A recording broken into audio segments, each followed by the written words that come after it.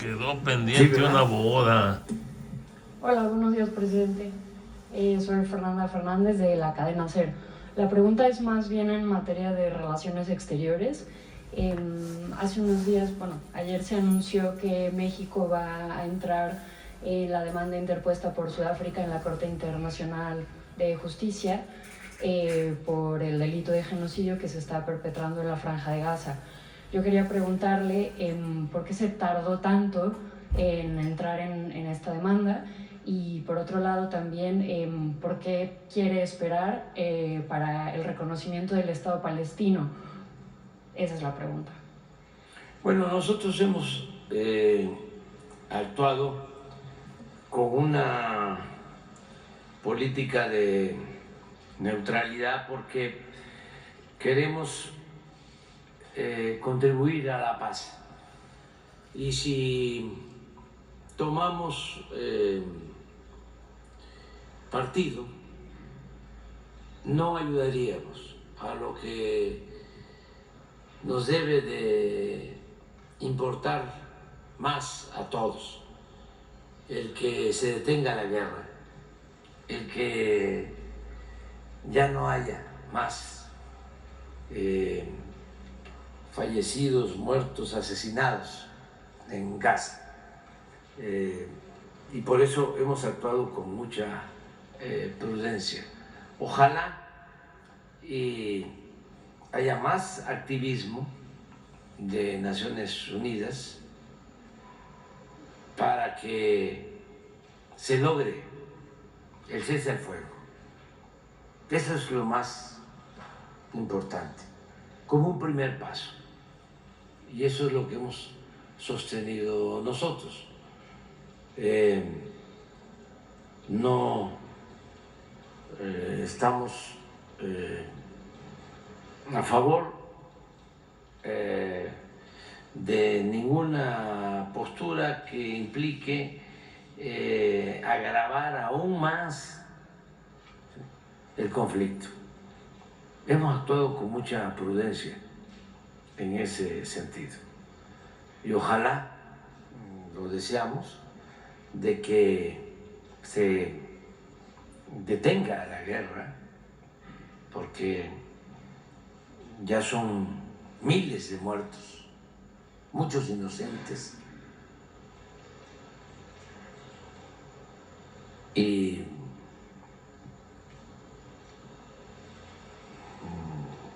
niñas, niños,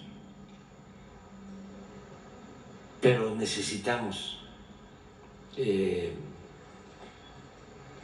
convencer a los belicistas y seguir demandando el cese al fuego, porque no es nada más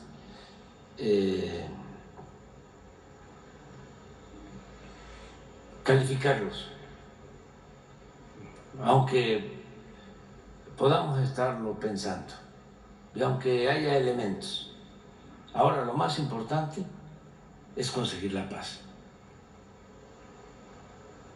Esa es la postura de México. Queremos que se detenga la guerra y sentimos que debe la ONU trabajar más en eso. No sé, pero como que no deberían de dormir los diplomáticos de la ONU en estos días. Como que deberían de salir de sus rutinas, de levantarse temprano, desayunar tranquilos, tomar café, enterarse de lo que está pasando en el mundo, ir a la oficina, tener un encuentro, una reunión, incluso participar en una asamblea y ver la agenda, otra comida, regresar otro rato a la oficina y a irse otra vez a la residencia no. Ni el secretario general, ninguno de ellos debe estar así. Deben de tener como objetivo principal detener la guerra en la franja de Gaza y lo mismo en el caso de la guerra de Ucrania y Rusia. Dos propósitos, dos objetivos. Y hablar con todos los dirigentes y hacer reunión de dirigentes. Nosotros propusimos para la guerra de Ucrania y Rusia, propusimos una intermediación, que participara el secretario general de la ONU, que participara el primer ministro Modi de la India, que participara el Papa Francisco. Pero no se hizo nada. En el caso del conflicto en Gaza, lo más que se ha hecho es la asamblea, la mayoría votando a favor de que se detenga la guerra, pero ahí quedó. Incluso acaba de salir una resolución del Tribunal Internacional de Justicia con condenas a los dirigentes tanto de Israel como el dirigente de la organización Hamas. Y ahí se terminó todo. Sale la nota, se piensa, no, ya, esto es un avance, esto va a llevar a dar otro paso. No.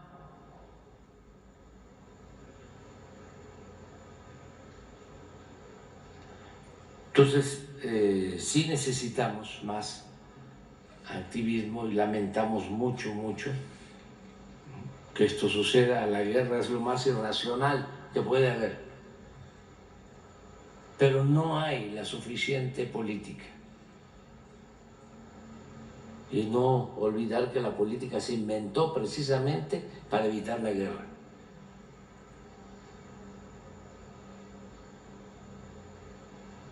Y pues no se trata de que nosotros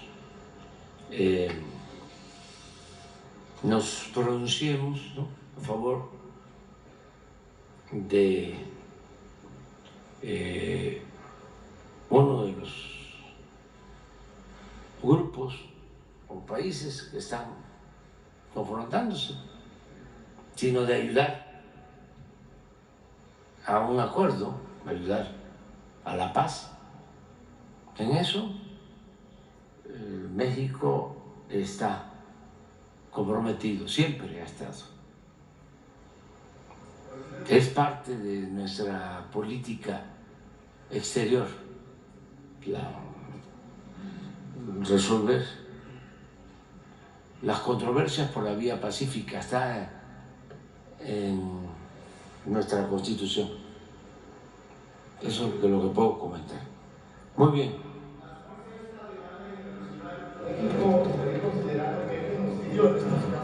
Es que eso es lo que no queremos nosotros, meternos a una definición de ese tipo que, en vez de resolver el problema,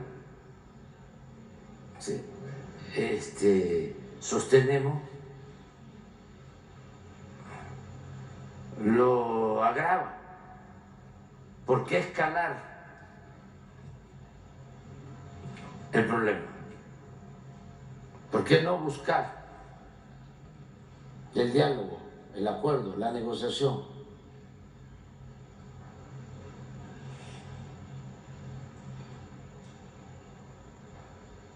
Para eso es la política, repito, para evitar la guerra, para evitar la confrontación. Y lo que sostengo es que ha faltado más actividad de Naciones Unidas y que también esto nos debe de llevar a una reflexión de futuro, pero indispensable. Se requiere una reforma a estas organizaciones, sobre todo a la ONU. Está muy burocratizada. Hay mucho inmovilismo. Hay una diplomacia dorada que gana mucho dinero, que vive muy bien, pero que no se aplican a atender los problemas de corrupción en el mundo, de desigualdad en el mundo, de migración, de búsqueda de la paz para evitar la guerra.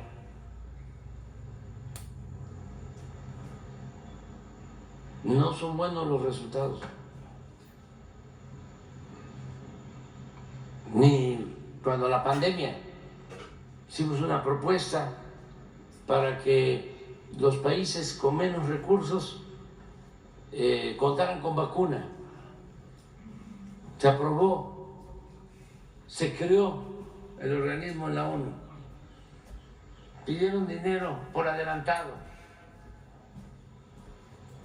Y luego no entregaban las vacunas. ¿Quiénes tenían acceso a las vacunas?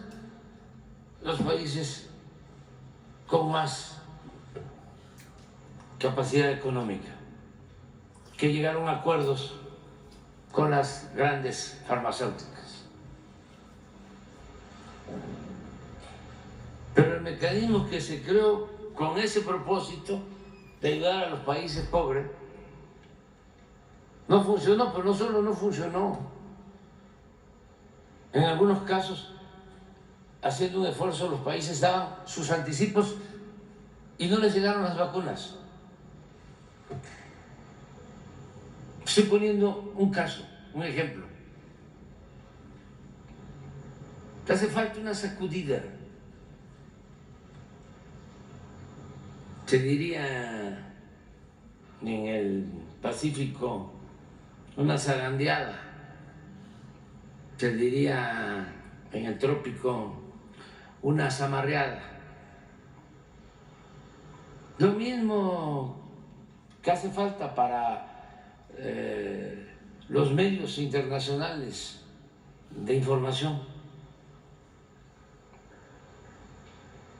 Es una crisis mundial. Están en plena decadencia. El New York Times, imagínense, mentir. Y el Financial Times, el Wall Street Journal, y todos. Y si nos vamos a las estaciones de radio y a las cadenas de televisión, ay, nanita, y a la prensa escrita, lo que queda, pero ahí está todavía el Clarín en Argentina, y ahí está, aunque parezca increíble, el Mercurio en Chile, apoyador del golpe militar de Pinochet. ¿Cómo no se va a requerir una reforma? Y el modelo económico neoliberal o de pillaje concentrador de riqueza, de fortunas en unas cuantas manos. Aquí hemos hablado que hay más de 1.000 millones de seres humanos en el mundo que sobreviven con menos de $1 diario, mientras vemos, ¿no?, cómo crecen las fortunas, ¿no?, que les debería dar vergüenza hasta salir en esas listas, porque entre otras cosas, además de inmoral, eso es pecado social. Y saben que ni siquiera es una riqueza que genere bienestar, que genere empleos. Ya no son los ricos de antes, que eran empresarios, industriales. No, ya todo es especulación financiera.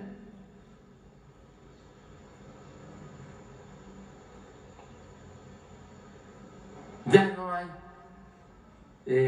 creación de nuevas empresas, contratación de trabajadores. Ya todo tiene que ver con la especulación financiera, con el manejo de los bonos.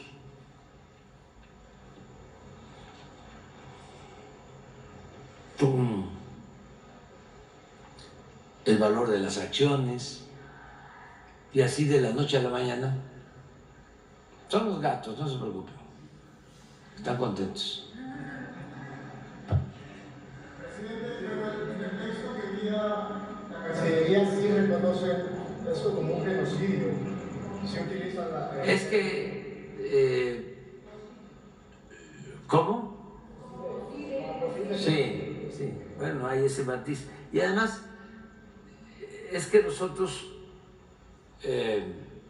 actuamos con bastante libertad en lo que tiene que ver con política exterior. Somos respetuosos de la opinión de nuestros diplomáticos, como ellos respetan la postura del presidente. Muy bien, pero ¿por dónde vamos ayer fue derecha o fue izquierda? Sí. Aquí, presidente. Vamos acá. Sí. No, centro no queremos, o sea, queremos definiciones. Buenos días, presidente. César Centro, Huerta. el pasillo. Buenos días, presidente. César Huerta, de la revista Polemón. Preguntarle su opinión sobre la acción de inconstitucionalidad que interpusieron los legisladores de la oposición en contra de su reforma de pensiones. Ellos pues siguen usándola previo a la jornada electoral y siguen argumentando que usted se va a quedar con las pensiones, con las afores, y que esto no va a ayudar a los trabajadores ni al pueblo. ¿Qué piensa sobre esto que hicieron? Pues para buscar que la Corte eche abajo la reforma de pensiones que aprobaron en su gobierno. Bueno, tendría yo que explicarlo, pero sí vale la pena explicar en qué consiste la reforma que se aprobó para crear un fondo de pensiones para el bienestar. ¿En qué consiste? Miren, en 1997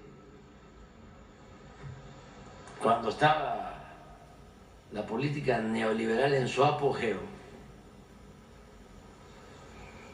veníamos saliendo de esa pesadilla que fue el salinismo, de ese gran atraco,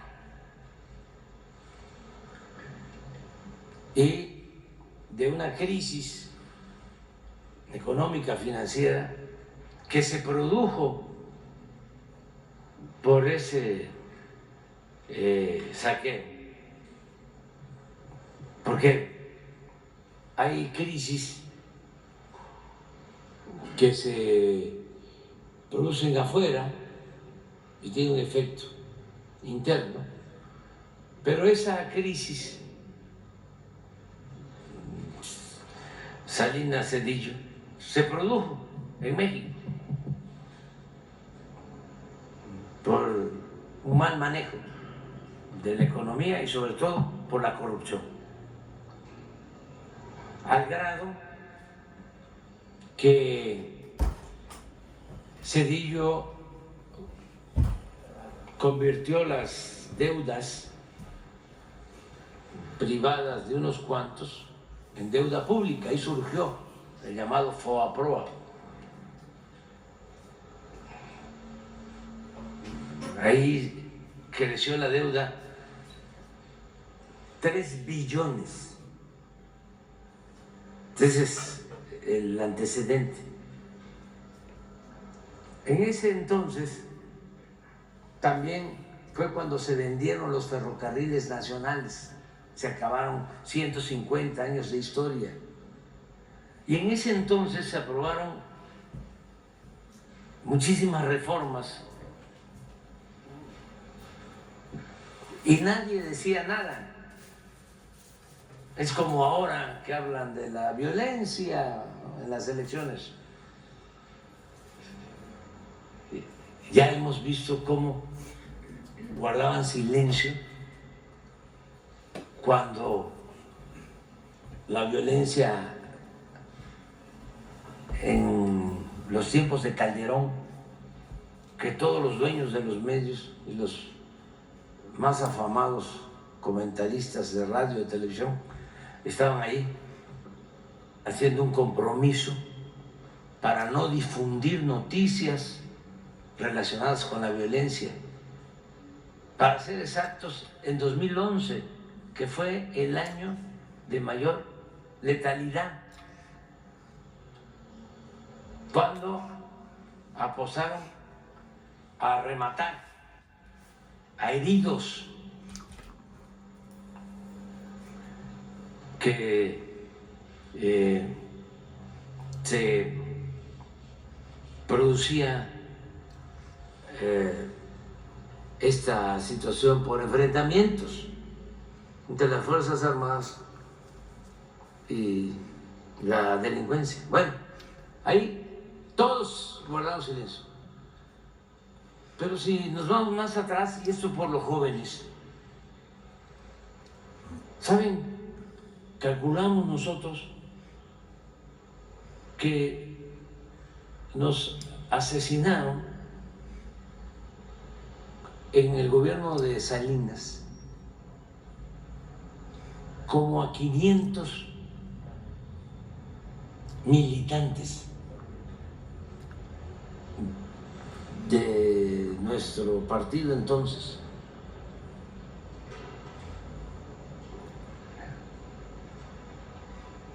Es cuando más asesinados han habido. ¿Dónde estaba el Washington Post? Pues Tim Golden andaba corriendo, creo yo, con Salinas en las mañanas. ¿Sí? ¿Y dónde estaban los de New York Times, todos los demás, y los medios de aquí? Todos cooptados, para decirlo amablemente. Bueno, en la época de Cedillo se hace una reforma a la Constitución para que el trabajador, al pensionarse, no reciba todo su salario, sino que al pensionarse recibe el trabajador alrededor del 30% de su salario. No puede haber una política más antiobrera que esa. ¿Quiénes aprobaron esa reforma? Los mismos del bloque conservador. Bueno, pasa el tiempo, imponen con un fraude a Calderón y en el 2007 lo de Peña fue, lo de Zedillo, 1997, que se aprobó esa reforma. Ahí también entregaron los fondos de pensiones a las Afores, privatizaron las pensiones y a los grandes financieros les dieron el manejo de las pensiones de los trabajadores. Dicho sea de paso, a partir de ahí, el manejo de ese dinero les dio muchísimas ganancias a los financieros, porque cobraban porcentajes excesivos de comisión por el manejo de las pensiones de los trabajadores. En México era donde más se pagaba. Ojalá y los expertos me contradigan con pruebas. Bueno, siguiendo lo mismo, porque también abro un paréntesis para recordarle a los jóvenes que en el 2000 engañaron de que iba a haber un cambio, que la alternancia iba a resolver los problemas de México.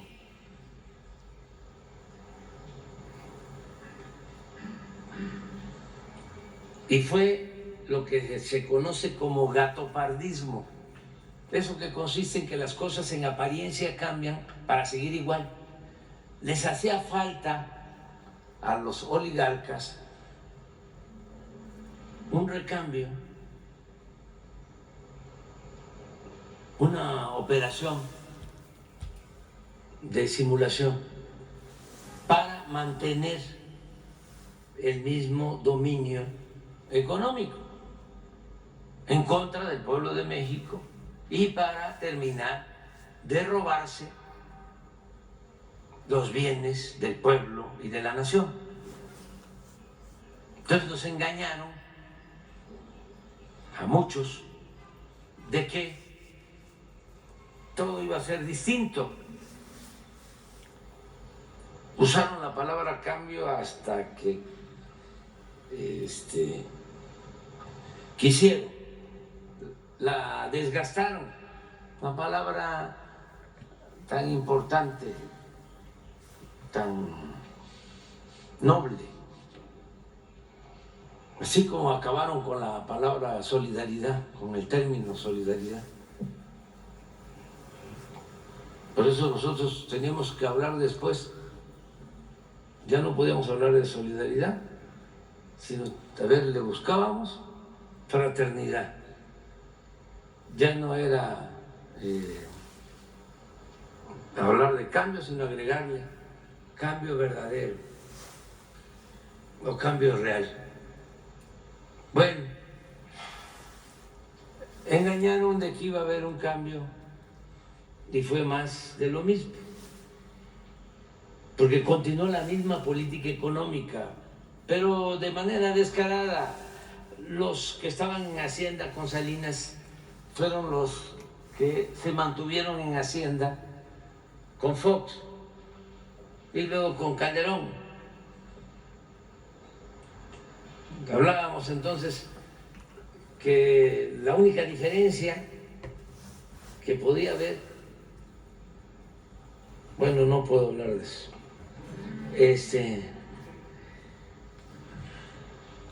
pero cierro el paréntesis, viene Calderón y hace lo mismo, pero con las pensiones de los trabajadores al servicio del Estado. En 2007, lo mismo, entrega las pensiones a Afores y igual, un trabajador al servicio del Estado, un maestro, un oficinista, al terminar, no puede recibir completo su salario al jubilarse, sino 30%. Llegamos nosotros y teníamos que enfrentar eso. Se nos presentaron condiciones para buscar una opción que no fuese tan radical y que nos generara una oposición de la oligarquía o de la mafia del poder, que por sí estaban enojados,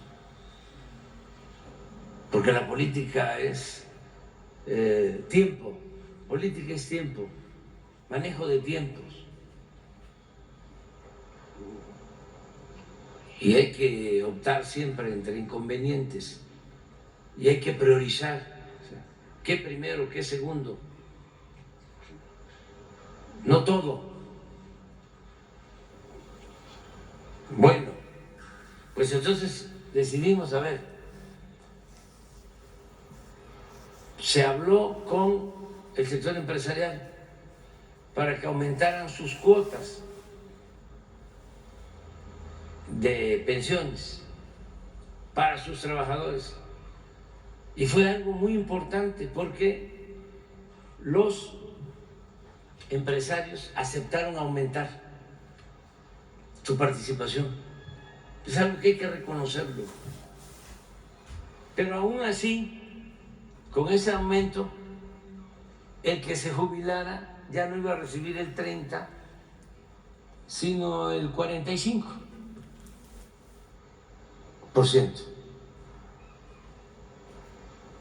De todas maneras. Entonces, ¿qué otra cosa hicimos? Se redujo el cobro por comisiones, se definió una fórmula